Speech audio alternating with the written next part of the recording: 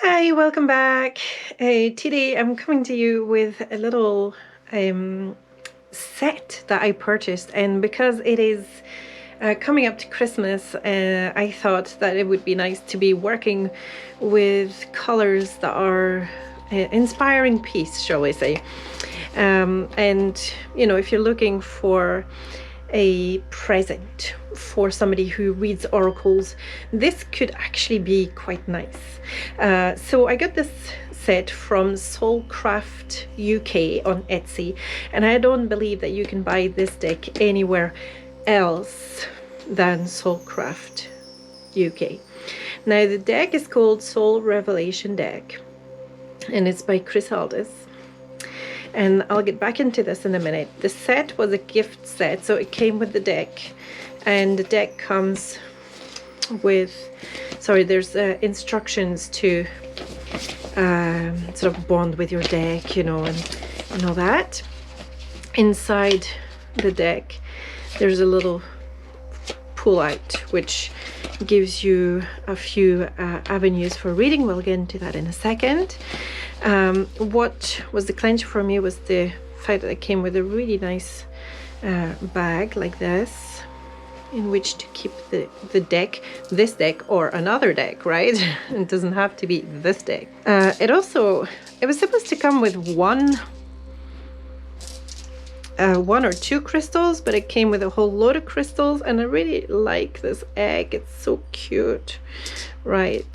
And I do like to kind of bunch the crystals, you know, on the edges like this. Maybe have one on one side like that, you know, when I'm reading, just cause it's quite nice to be able to sort of square out your space. And then it also came with this book, which is for writing your own thoughts and how you're interacting with the deck, which is so cute. And I can tell you that I've had people trying to steal this from me ever since I've bought it. So this goes around, and then on the inside you got a page mark. I'm going to take this out because I don't necessarily want everybody to see what I've written in it.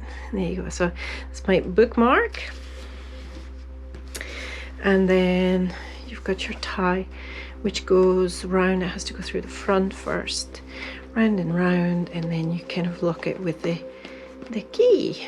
Okay, I thought it was really cute, and it has been handy. I have written in it already. It's quite a nice way to go. So the attraction of the deck itself was because they actually have like a little flip through, but it's not a real flip through. It's, I think, done with the cards, scanned cards, okay? So I thought I would do flip through because the colors are quite amazing, and today is a good lighting day in here, so I thought, okay, let's do this. When you open your deck, you get this, which is your little Soul Revelation deck guide. It is signed by Chris, and there you go, number 90 of 300. And then this is just like a thing that opens out, and it just gives you bare meanings for the 50 cards. It gives you a little bit background of the deck. Now, if you want more than that, Chris has actually done a book which you can also get either in paper form or in download form, okay? And still from Soulcraft UK. So I don't have the cards in order. I have been using them extensively for reading situations, and they have been totally spot on, really insightful actually, which is unusual for an oracle deck. So the back of the cards looks like this, and then we're going to just flip through the cards. And what I'm meaning about the piece is that the color palette which is used is super peaceful. So let me turn this down so that we're working with real coloration here, because the color palette is so infused with dark blues I really don't want to whitewash it with my light. I want you to be able to appreciate this. So each of the cards, as you can see, has its own little name. So it's got its own name, and that's just like your copyright in the corner. But again, it doesn't take anything away from the deck. Now, I have learned that this card can be totally double-edged. It really depends on what is around it. I like that Chris has explored themes that may not necessarily come up in oracle decks. So this idea of worship, the gift, and I love that he's included dragons and mythical creatures. So he hasn't limited himself, you know, to one or two.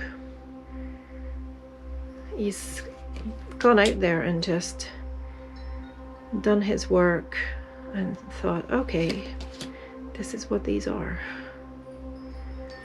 So hopefully you can make out the intense piece in all of these. You know, when I'm getting this oracle deck in my hands, even the uncomfortable cards have this quite intense feeling of peace, and I think it's due to the color palette that he's used. Because here, you know, you wouldn't say necessarily that there was a peace, but there is. When you're holding the card and you're looking at it, you're tuning into the stars, into the blues, and it becomes quite peaceful. So because of all the stars and all the blues, I thought it would be quite a good time of year to actually present the deck.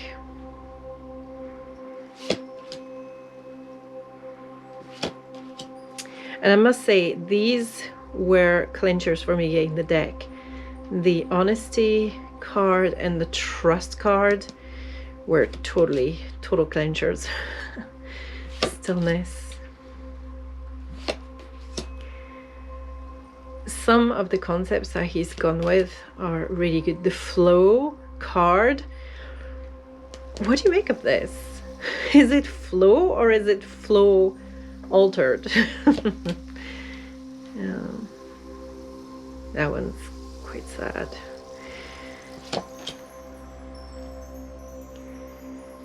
Okay, so I think it's a deck to hold and to play. Oh, this is my favorite, right?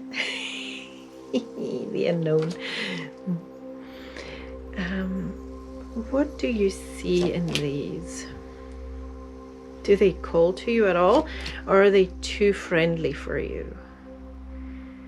I thought that they might be too friendly, but actually they're not. They've also got challenging concepts in them. And when you get certain pairs, oh yeah, this was a clincher as well. When you get certain pairs as well, they give you really good readings that are not necessarily nicey, okay? Faith. So the deck itself is fairly good card quality, you know. I mean, it's maybe a little bit on the lighter, more standard tarot kind of quality. The edge is plain, that's okay, and it shuffles really nice. It riffle shuffles as well because the cards are quite slidey. So let's see if we pull one. Actually, I always pull three. Sorry. Let's see. Openness, guidance, and forgiveness. Openness, guidance, and forgiveness. So have a look at how these kind of frame together. You've got patterns of stars in these two. You've got the light which is shining into both. you know, from the middle into both the side cards. So the guidance is shining into the openness and into the forgiveness. And the forgiveness, there's a link there to be had, okay? He uses the book for openness and closure, which I really like. But what do you see? What do you see? How does this represent forgiveness for you? I can see it, that forgiveness is not necessarily something which is going to come from necessarily a thought process, but that might come from surrendering and maybe a bit of intuiting into forgiveness and surrendering. You know, I'm seeing the prayer hands and that surrender. You know, this is like a monkish figure. And then the openness. If I want to be able to give forgiveness, I do need to open myself up. Okay? I think. I don't know. What do you think? But the guidance that you're receiving, central, okay, and then shining in or bringing these two together, okay.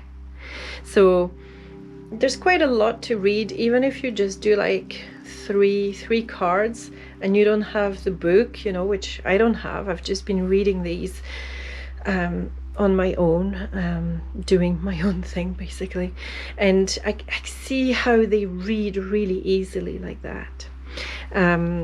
So hopefully this little sample reading will be helpful for you to see if these are any good for you.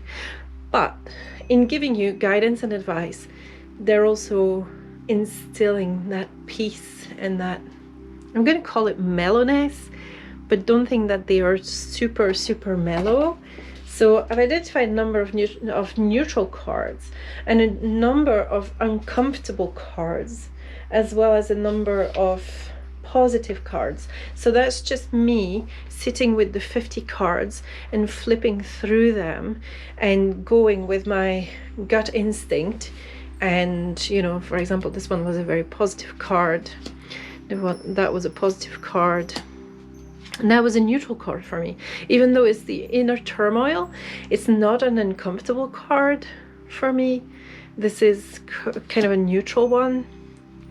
This is a positive one for me. So, you know, you've got to go, and even though in meaning, faith could be seen as neutral, for me, this is a very positive card.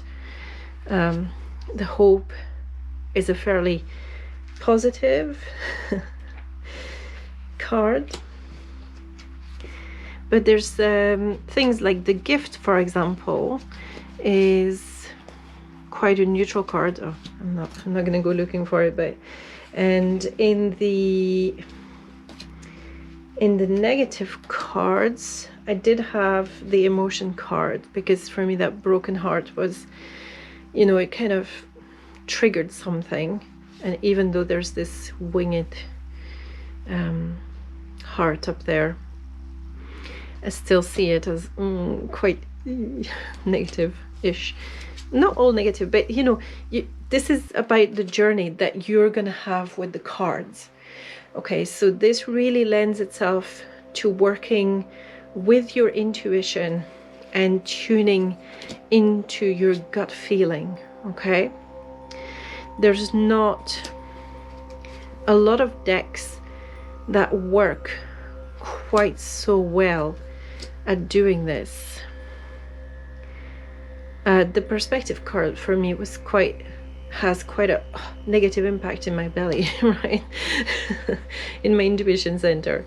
So if you are looking to develop your intuition, or you are wanting to spend some time contemplating in a sort of peaceful kind of place, you know, without horrible cards. Not that we ever have horrible cards. But if you're into contemplation and you want to learn to maybe read and sit and with some cards and just tune in to how you feel every day about those cards, then this is an excellent deck to do it with.